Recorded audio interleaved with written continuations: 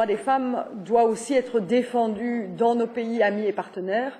Nous étions ce matin avec la représentante de l'Association marocaine des droits de l'homme, qui a reçu le prix aux Nations Unies, Madame Rayad, qui a reçu le prix aux Nations Unies sur la lutte pour les droits humains, et qui nous rappelait aussi la question des droits humains dans le Maghreb, dans le pourtour méditerranéen, qui est quelque chose qui nous touche particulièrement. Et là aussi, cette universalité des droits, on doit la défendre au plus loin envers les pays avec lesquels nous sommes partenaires, et la situation des femmes en RDC, et particulièrement les cas de viol et de crimes qui sont commis actuellement en RDC, doit nous préoccuper, continuer à nous préoccuper, parce que, bien entendu, ils sont utilisés, nous le disions tout à l'heure, comme armes de guerre vis-à-vis des femmes, et ils sont générateurs de traumatismes terribles. J'ai eu l'occasion de rencontrer à plusieurs reprises des femmes ayant été victimes de sévices sexuels qui les marquent à tout jamais, et je dirais même qui traversent les générations des enfants et des petits-enfants. Et donc je pense que c'est vraiment une préoccupation que nous devons porter en tout cas. Donc je suis ravie d'être là, de pouvoir soutenir une initiative telle que un tribunal pénal international. Alors on sait que sa mise en place peut être difficile, une procédure compliquée, mais on sait aussi que ce qui compte, c'est de pouvoir commencer à gravir les escaliers par la première marche. Je ne sais plus qui disait il n'y a pas très longtemps, on peut être essoufflé à monter 10 étages, mais quand on n'a pas monté la première marche, on ne peut pas monter les 10 étages. Et donc voilà, quitte à être essoufflé, prenons la première marche, et je pense que c'est une initiative intéressante. Je ne pourrai pas rester avec vous jusqu'à 14 heures, mais ma collaboratrice Justine prendra toutes les informations, et l'intérêt est de voir comment nous pouvons, par le Sénat, mais je sais qu'il y a la conférence mondiale aux Nations Unies sur la question de la femme au mois de mars, et donc il serait peut-être utile de converger dans la demande d'un TPI, de converger à ce moment-là, qui est un moment important pour la défense des droits des femmes sur la scène internationale. Il serait peut-être utile de converger en mars avec plusieurs pays sur une demande telle que celle-là, et donc il serait intéressant de voir concrètement comment la Belgique peut contribuer à ce type de revendication qui serait formulée au niveau des Nations Unies. Voilà, je vais vous donner la parole.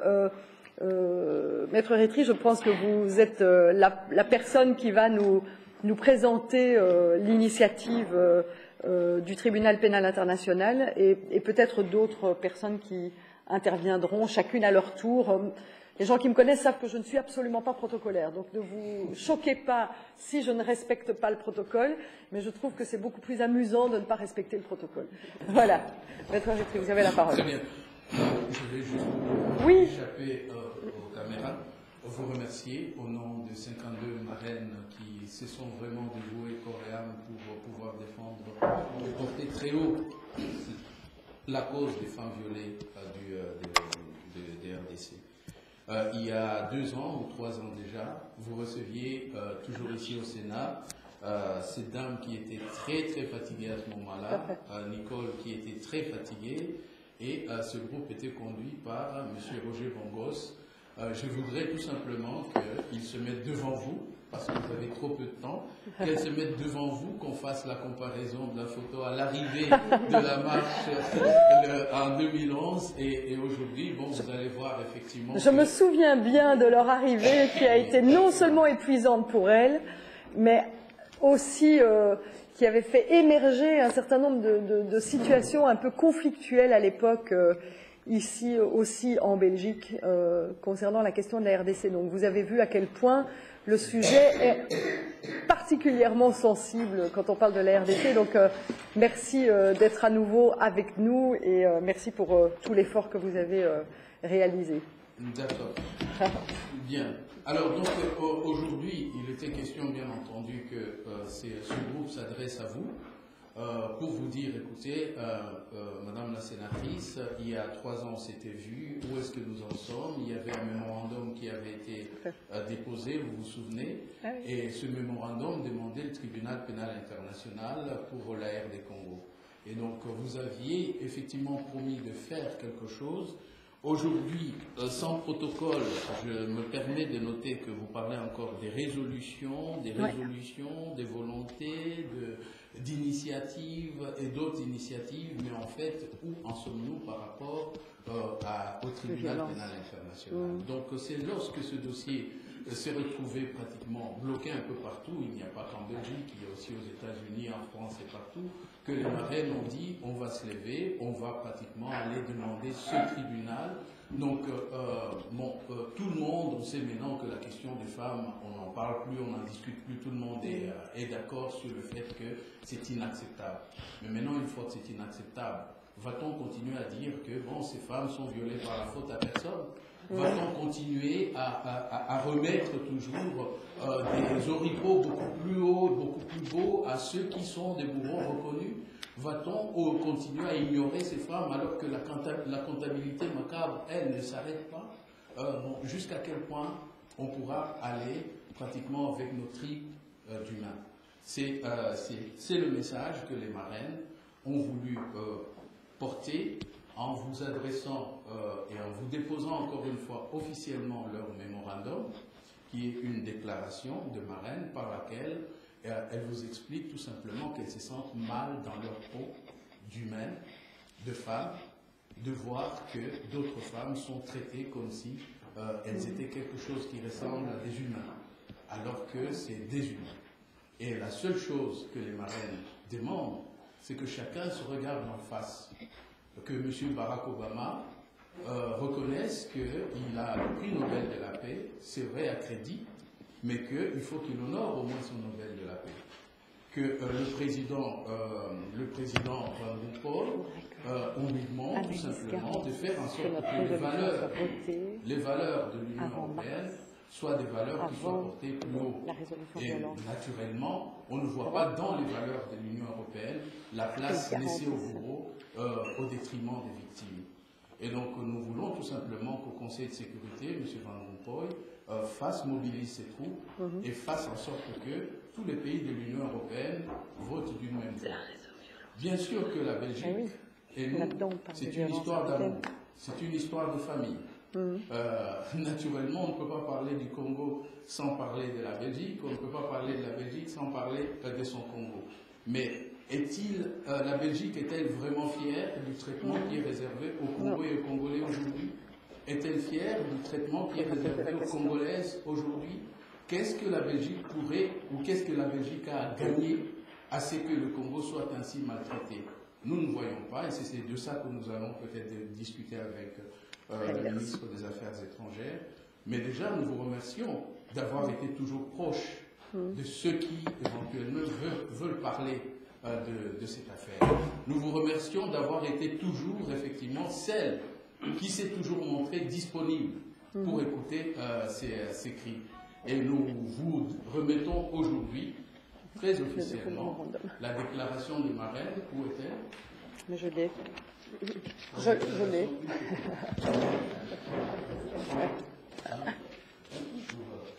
Donc, Madame Sylvie, vous pouvez aller remettre la déclaration de marraine à Madame Arena. Vous l'amenez l'une de l'autre, chacune de l'autre côté, vous allez devant son bureau. Que le monde sache qu'elle l'a reçu.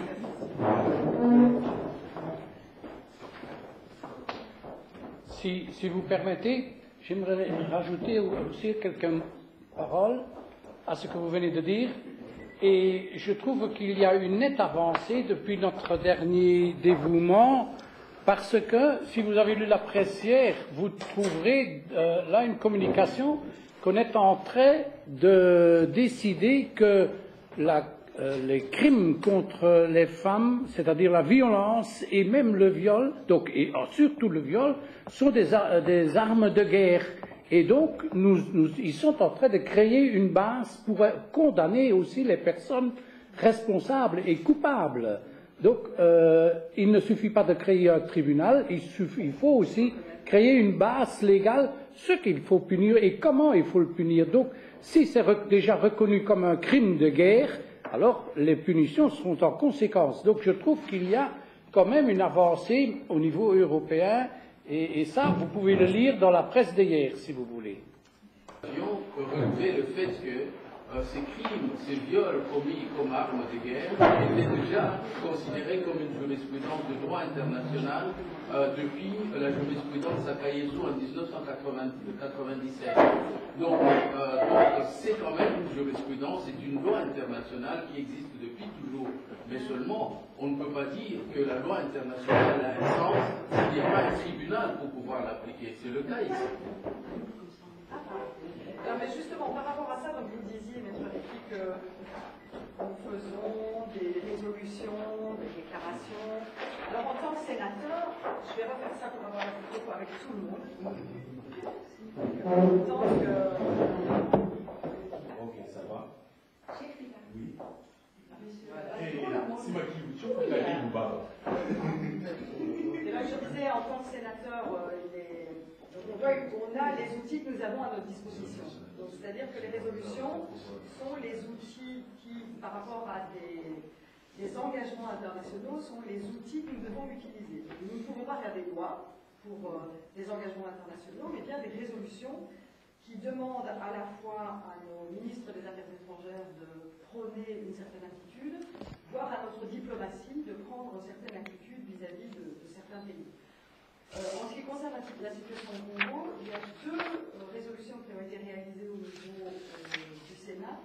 Une résolution qui vient de recevoir l'avis du comité d'avis hommes-femmes sur les violences faites aux femmes et qui devrait être votée dans les 2 semaines qui viennent, actuellement ici au Sénat, et qui reprennent la définition de toutes les violences, y compris les violences qui sont les crimes de guerre et les violations faites aux femmes dans les pays en conflit.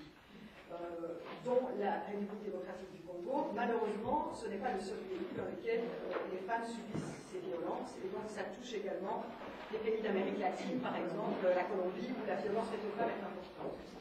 La deuxième résolution que nous avons menée, c'est une résolution en ce qui concerne la relation de la Belgique à la République démocratique du Congo, de manière plus générale, parce qu'on ne réglera pas le problème des femmes tant qu'on ne réglera pas le problème de la séparation de la justice et de l'État, d'avoir une justice correcte au Congo et aussi d'avoir une sécurité au Congo. Et donc, toutes ces questions sont traitées dans une deuxième résolution qui a été, elle, votée déjà il y a 1 an et qui doit guider les affaires étrangères par rapport à la relation qu'ils ont avec le Congo.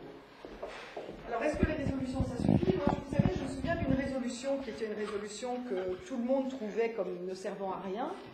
Et pourtant, elle a permis à l'Europe de défendre une chose aux Nations Unies, c'est la reconnaissance de la Palestine comme étant un État à part entière. Ça s'est fait grâce à une résolution qui est venue ici en Belgique, qui a fait la pression à l'Europe. La pression a pris une position unanime par rapport aux Nations Unies. Et donc on peut partir d'un tout petit texte à un moment donné, mais qui est porté par des partenaires européens et ensuite qui fait office de position commune de l'Europe vis-à-vis des Nations Unies. C'est, je pense, ce que nous devons faire ici, même si la Belgique est un pays qui en taille par rapport à la France, par rapport à l'Allemagne ou par rapport à d'autres pays est moins important. Je pense que sur cette question, et particulièrement sur le Congo, souvent la Belgique est entendue. Mais jamais la Belgique sera moins importante s'agissant du Congo. Non. Ça, vous savez, je pense qu'il ne faut pas être nostalgique. S'agissant du Congo, nous savons très bien que la Belgique est effectivement le pays qui connaît le mieux, qui peut le mieux expliquer aux autres pays ce qui se passe. Et donc, ce qui nous étonne, c'est qu'en 20 ans, effectivement, la Belgique pratiquement joue la posture d'attente. Comme si éventuellement il attendait que le Congolaise soit achevé avant d'intervenir. Or, je pense qu'aujourd'hui, les Belges et le Congolais, plus que jamais, ils ont besoin de retrouver leur fraternité historique. Et c'est donc à la Belgique de défendre au plus haut point la position qui est la nôtre, qui est celle de demander un tribunal pénal international. Ouais. Et donc, je vous ai J'espère entendu... que notre ministre des Affaires étrangères défendra la position que j'ai prise ici. Je vous ai entendu dire qu'effectivement, il faut construire tous ensemble pour que l'on soutienne cette idée du tribunal pénal international. Ouais. Et c'est déjà une très bonne chose, car rappelez-vous, à peine les marcheuses étaient reparties, elle était rentrée en grève de la faim, donc en 2012, et puis après la grève de la faim, donc en 2012, on entend le roi effectivement faire son allocution où effectivement il appelle le peuple belge à la solidarité vis-à-vis de ces femmes qui souffrent. Ça fait chaud au cœur, mais bon, on se dit, il faut maintenant qu'on passe à l'étape lutte contre l'impunité. Or, ce qui se passe aujourd'hui au Congo avec l'amnistie, des gens qui sont en train de récidiver, pendant qu'ils sont en train de récidiver, on vote pour eux de loi d'amnistie, c'est quand même bizarre. C'est quand même bizarre. Et les Nations Unies vous disent, attention, ils sont en train de récidiver. Non, de l'autre côté, les Nations Unies disent, non, signez la loi d'amnistie. On ne comprend rien. Mais pendant ce temps, les femmes sont violées, les hommes sont tués, les familles sont... Et on se donne bonne conscience en finançant un hôpital. Exactement. Donc, voilà. Merci à vous en tout cas. Donc, je vous propose de continuer le débat parce qu'il y a d'autres personnes qui sont là, de continuer le débat et de la manière concrète avec laquelle on peut soutenir l'initiative du TPI. Vous savez qu'on n'est pas au Conseil de sécurité de Belgique. Et donc, c'est de voir par quel autre outil nous pouvons soutenir une démarche telle que celle-là. Donc, ce serait intéressant d'avoir cette approche pragmatique venant de vous, qui nous disent, nous estimons que la meilleure manière de soutenir l'idée du TPI pour la Belgique, qui n'est pas au Conseil de sécurité, ce n'est pas comme la France, qui y est, de voir comment est-ce que nous pouvons, nous, agir pour soutenir une démarche telle que celle-là. Oui, déjà, je peux vous dire que la France nous a promis effectivement son soutien, et la France a commencé effectivement à chercher les 9 voix dont elle a besoin au Conseil de sécurité. Nous savons que la Belgique peut nous aider parce qu'il y a un lien quand même fraternel avec les Benelux et le Congo. Donc si la Belgique demande à son petit frère ou son grand frère, on ne sait pas qui est plus grand que l'autre, bon, si la Belgique demandait au Luxembourg, s'il vous plaît, votez dans le sens d'un tribunal pénal international, vous aurez fait déjà le travail qu'on attend de vous. C'est vraiment tout ce qu'on peut vous donner à ce stade, parce que même la plus belle fille du monde ne peut donner que ce qu'elle a. Par rapport au sommet ONU Femmes en mars, est-ce qu'il y a quelque chose qui, par rapport à la France, qui va être fait parce que ce serait dommage de ne pas aborder lors d'un sommet Femmes aux Nations Unies la question qui nous préoccupe aujourd'hui. C'est une opportunité qui serait ratée, je crois. Oui, la France entend déjà travailler sur ce dossier le 4 mars, avec la réunion de la francophonie où ils vont parler ils vont d'ailleurs à Kinshasa. Peut-être que ce serait bien de donner toutes les dates auxquelles on pourrait se rallier aussi aux initiatives françaises. Je pense que ce serait intéressant. Ok. En tout cas, vous êtes très remerciés. Bon, j'aurais bien voulu que vous fassiez une photo avec l'initiateur de la marche. Bien sûr. Et les deux initiatrices, pour que l'histoire... Mais entre vous êtes grands, hein. C'est seulement le taille.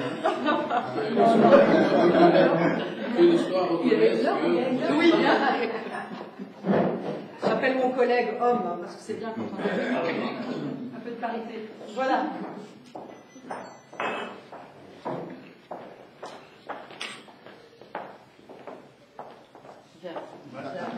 Entre les deux femmes. Tu seras bien entre les deux jolies dames. Voilà, mets-toi entre les deux. Les deux là. Fais pas timide comme ça.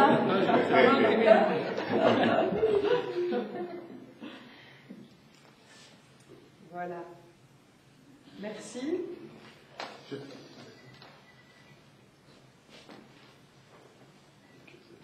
C'est bon? Bon, j'espère que nous n'aurons pas encore, j'espère vous voir, ça oui, mais pas encore pour répéter les mêmes choses. J'espère. C'est vrai que nous souhaitons par rapport à tout cela qu'il y ait un certain écho au niveau de la presse. On vit une situation terrible. Hein. 20 ans après le génocide rwandais, les gens oublient encore qu'il y a un drame qui s'est passé. Et par rapport à ce drame que la RDC a dit, il faut mettre la tête derrière cette action pour que l'opinion internationale, publique, soit saisie en fait, de cette situation. Parce que c'est l'opinion publique qui en fait, donne la vision afin que cette situation soit décantée. Et nous demandons à la Belgique où il y a un lobbying assez important. On sait après New York, c'est Bruxelles. Donc de faire quelque chose, oui, bien sûr, de faire quelque chose afin que la cause de ces femmes-là soit entendue. Surtout les résolutions pour la mise en place de ce tribunal pénal international pour la RDC. Nous réclamons cela. Nous serions pour marcher avec nous, les marcheuses, pour donner leur temps, leur vie, et la souffrance, pour essayer un peu de faire la procession de ce que les femmes-là vivent en RDC. Il y a une sensibilisation mondiale avec tout ce qui arrive aussi en aide maintenant. Donc les gens sont conscients qu'il y a quelque chose qui ne va pas et qu'il faut faire quelque chose. Mais on ne doit pas dire qu'on ne savait pas. On ne doit pas le dire. Mais on sensibilise maintenant, mondialement. Et là, je suis persuadé qu'il y aura une avancée percée que législation. Un mot, par exemple. Encore une fois,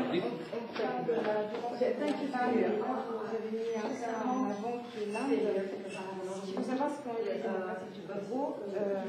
c'est les violences sexuelles contre la femme comme arme de guerre. Qui n'est pas encore officiellement allez-y, je vous écoute. Qui n'est pas encore officiellement reconnu. Mais le rapport sur l'âme, on a parlé de Les rapports sont là.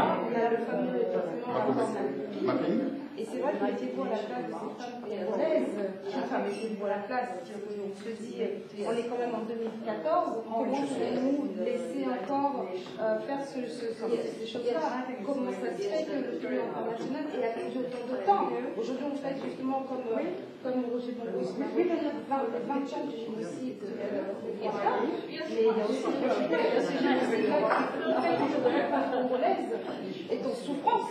Elle a été, voilà, donc ce qu'on aimerait. Femmes et enfants, d'ailleurs. Femmes et enfants et hommes également. Absolument.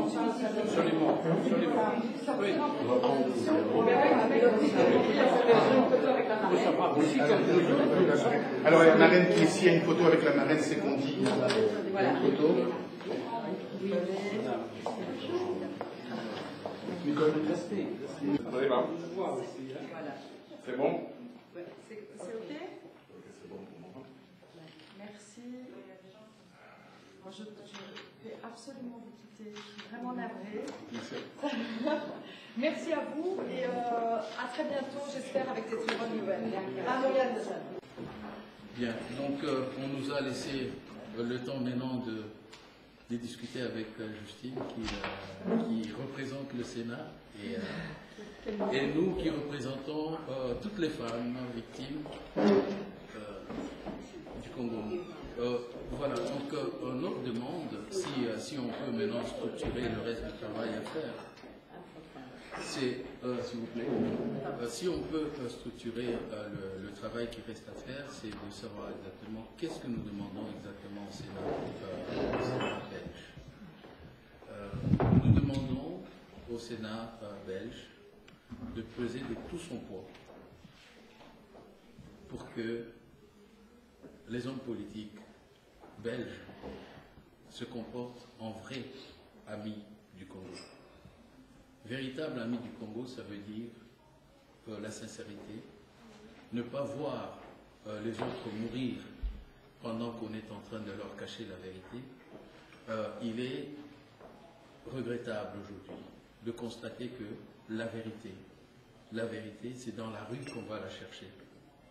Que ce soit la gauche, que ce soit la droite belge, en fait, se vautre dans une sorte de dénégation, de déni de l'évidence, alors que finalement, on trouve que des mouvements d'extrême commencent à être éventuellement celles qui font circuler la vérité. Quand on examine les faits de manière tout à fait objective, on se rend compte que malheureusement, si on cherche la vérité dans la bouche des hommes politiques belges, il faut la chercher dans les extrêmes. c'est eux qui nous disent la vérité. Donc, si le Sénat peut faire en sorte que, par rapport au Congo, par rapport à ces femmes victimes, il y ait un langage de vérité, et non pas la méthode Coué, le politiquement correct, la langue de bois, mais que l'on voit effectivement qu'on se dise la vérité. Nous sommes frères et sœurs, belges et congolais, nous avons un passé commun, nous avons peut-être un avenir commun, Dieu seul sait, mais nous ne pouvons pas nous ignorer, ou alors en tout cas, on ne peut pas espérer construire un avenir en ignorant le malheur que connaît le Congo aujourd'hui. Vous le savez très bien qu'il y a quand même plus de 5 millions, de 6 millions de morts, et ces 6 millions de morts, ce n'est pas, les Congolais qui le disent. Ça, ce sont les statistiques des Nations Unies, fondées sur le rapport Mapping. Donc, dès le moment qu'on constate qu'il y a 6 millions de morts, nous constatons qu'il y a des gens, des rabbins juifs assez honnêtes pour dire, écoutez, ça frise, ça approche l'Holocauste des Juifs et nous ne pouvons pas accepter ça. Nous voyons maintenant qu'il y a des hommes politiques honnêtes, suffisamment sincères pour dire, écoutez, cette histoire est inacceptable et donc nous nous engageons. Et là, je vais encore dire, parce qu'il faut absolument citer le nom de ceux qui ont des actions qui sont encourageantes. Quand M. Badinter, quand M. Chirac, quand Mme Matrier-Veller, quand Mme Benguigui prennent leur bâton de pèlerin pour dire, écoutez, moi je voudrais que cette histoire de viol des femmes me colle à la peau, nous disons tout simplement, voilà au moins un langage de courage. Et ce que les marraines voudraient éventuellement leur apporter, c'est de dire, écoutez, vous avez ce langage de courage, mais nous disons qu'il faut qu'on arrête le massacre. Et pour arrêter le massacre, il faut une justice. Bon, c'est ça que nous demandons aux hommes politiques belges. Maintenant, au gouvernement belge, si on peut ainsi dire, c'est de constater que le Congo est malheureusement dans une situation que tout le monde sait de non-État, mais que tout le monde se complaît éventuellement à faire croire qu'il y a encore un État. Tout ce que le gouvernement belge, comme gouvernement ami, doit faire, c'est d'aider le Congo à retrouver son statut d'État, à retrouver ses prérogatives d'État.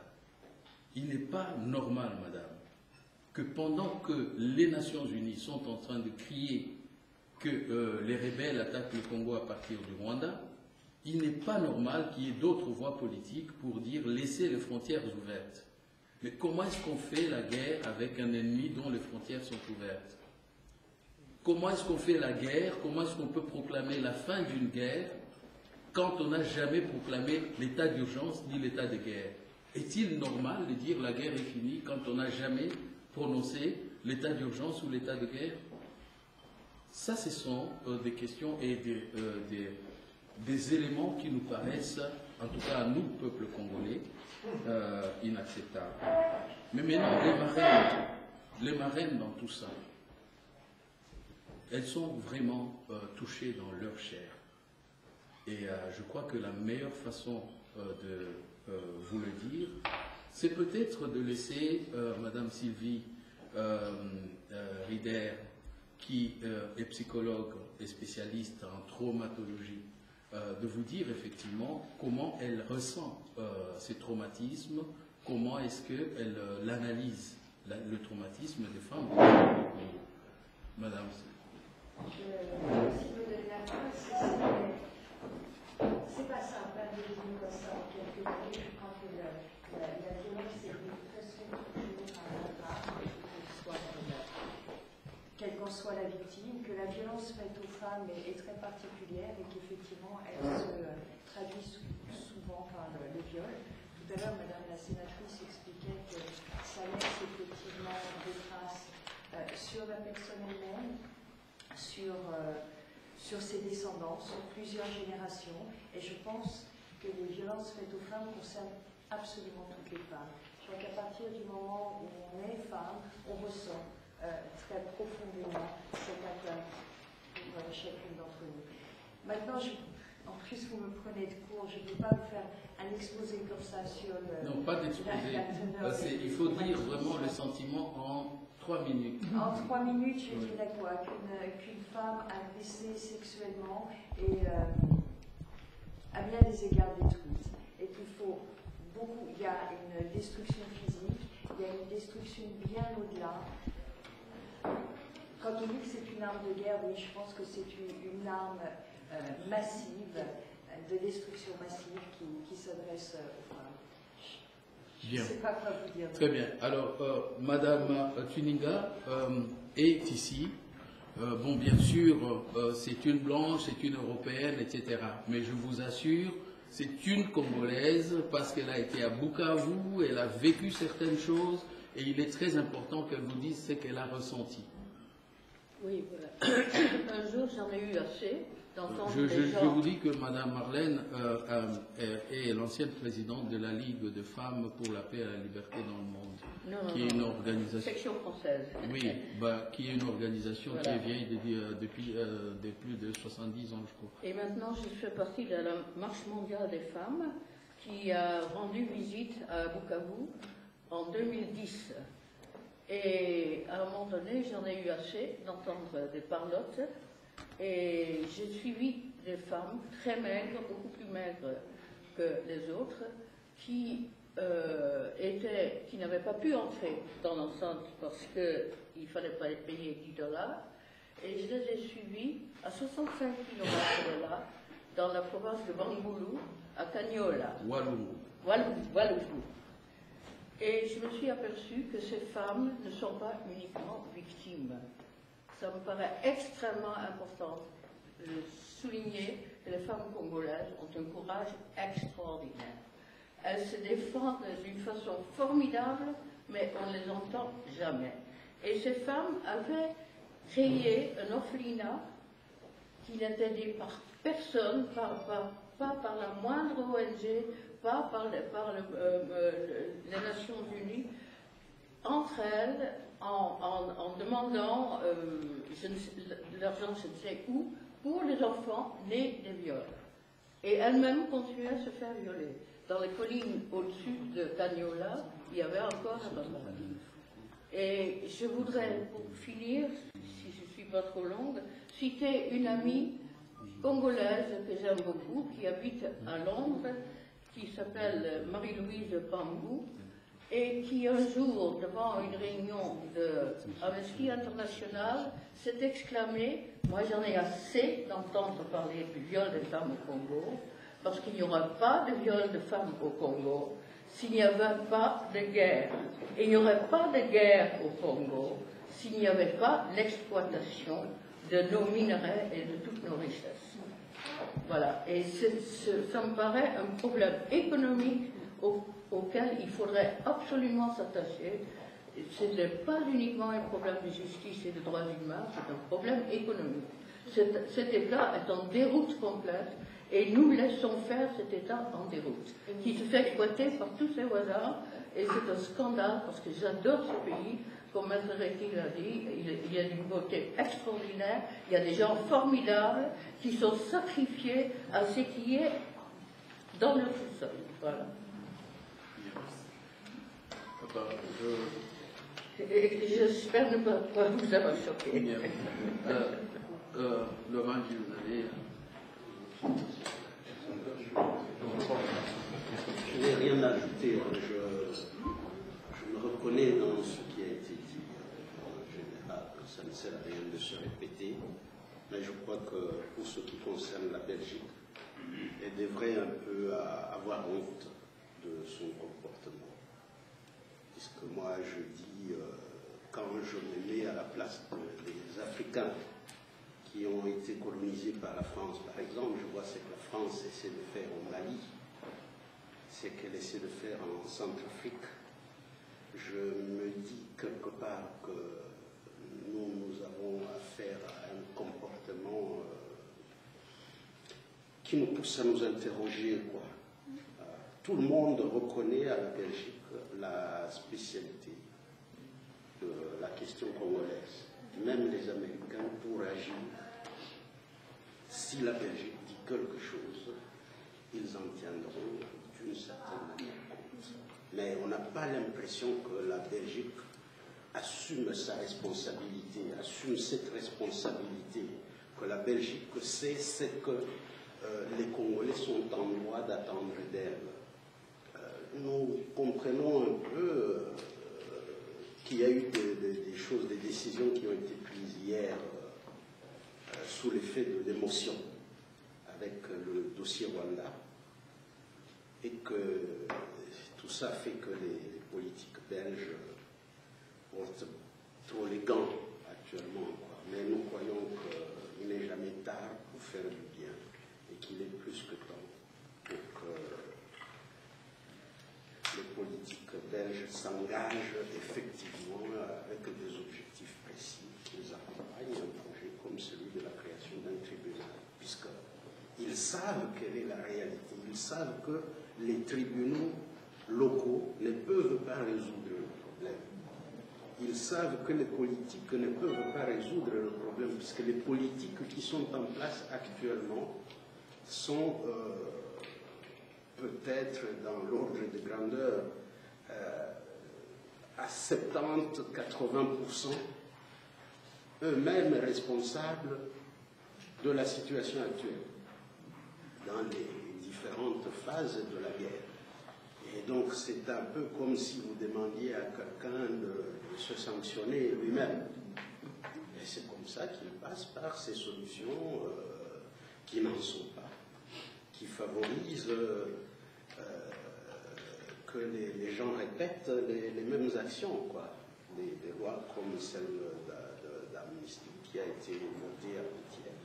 C'est des trucs qui ne peuvent pas trouver de solution localement. Mais partant du principe qui veut que qui peut le plus puisse le moins, nous pensons qu'il n'y a qu'un tribunal international qui peut résoudre ce problème.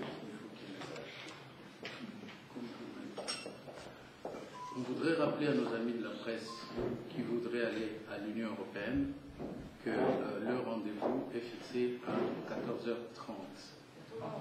Oui, non, la presse, pour la presse, c'est 14h30. Pardon? Donc, vous êtes attendu à 14h30 là-bas. Donc, ce serait peut-être mieux qu'on entende très rapidement Madame. Très rapidement, donc, par rapport à ce que vous disiez sur le Sénat, je pense que Madame Arna a répondu en partie sur la résolution de M. Tofam, qu'elle s'engage à faire passer avant le mois de mars, et donc à faire voter avant le mois de mars. Je vous transmettrai l'information dès qu'elle aura été votée en commission. Donc ça, c'est pour le travail ici au Sénat. Par rapport à ce qu'il y a du gouvernement, comme elle disait aussi, j'espère que votre rencontre avec M. Renders tout à l'heure ira dans la même direction que les positions que Mme Arena a prises ici. Et donc, voilà. Par rapport à ce qu'on disait aussi, je pense que ça vaudrait la peine qu'on réfléchisse ensemble à comment la Belgique peut contribuer à la conférence femmes à l'ONU qui a lieu du 10 au 21 mars. Et donc, on s'échange, que vous réfléchissiez éventuellement à des propositions concrètes qu'on pourrait faire à Mme Arena sur ces questions-là. Vous chargez de voir avec les associations féministes de France. Je vais poser une question. Comme ça, vous coordonnez ça et puis vous informez. Donc ça a lieu à New York du 10 au 21 mars. Il faut qu'on aille relativement vite si on veut les choses en place. Et alors, éventuellement aussi, nous transmettre l'information par rapport aux dates importantes des initiatives françaises et des liens que vous avez avec la France sur ces questions-là pour voir sur quoi est-ce qu'on peut se greffer éventuellement et travailler ensemble.